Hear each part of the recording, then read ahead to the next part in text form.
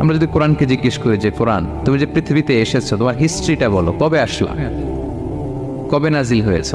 কোরআন বলবে শাহরু রমাদান আল্লাযী উনজিলা ফীহিল কোরআন, আমি রমাদান মাসে এসেছি, যেন তেন মাসে আসি। কোরআনকে যদি আমরা প্রশ্ন করি যে কোরআন রমাদান তো 29 দিন বা 30 দিন, তো এই 30 দিনের বা 30 রাতের কোন দিন বা কোন রাতে এসেছ? কোরআন বলবে ইন্না আনজালনাহু ফি লাইলাতুল কদর, আমি কদরের রাতে এসেছি। সুবহানাল্লাহ বিহামদিহি। ওমা আদরাকা মা লাইলাতুল কদর, কে তোমাকে জানাবে কদর কি? লাইলাতুল কদরি খায়রুম মিন আলফি শাহর, কদরের রাত 1000 মাসের চেয়েও সেরা। রাসূল সাল্লাল্লাহু আলাইহি ওয়াসাল্লাম আফসোস করতেছেন, আল্লাহ বনি ইসরাইলের লোকেরা হায়াত পাইছে 1000 বছর 1500 বছর, এত ইবাদত করছে, আমার গুনাহগার উম্মতের কি হবে? আমার গুনাহগার উম্মত তো 60-70 এর মধ্যে মরে শেষ।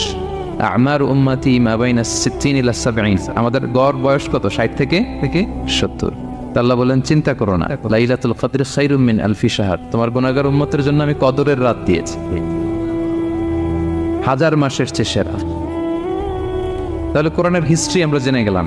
রমাদানে আসছে, রমাদানের কোন রাতে আসছে? এখন যদি জিজ্ঞেস করি তুমি কি একা একা আসছো না কেউ নিয়ে আসছে তোমাকে, এবার কি উত্তর পাওয়া যাবে?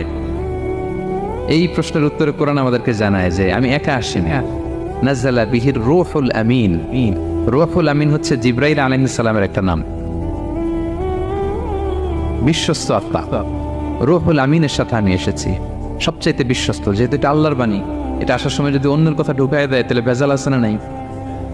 আমিন, বিশ্বস্ততার সাথে যে পৌঁছে দিবে, বাণী বাহকের কাজ করবে, এরকম সবচাইতে বিশ্বস্ত ফেরেশতা জিবরাইলকে দিয়ে আমি পাঠিয়েছি। তাহলে কোরআন একা আসে, সবচাইতে শক্তিশালী ফেরেশতা।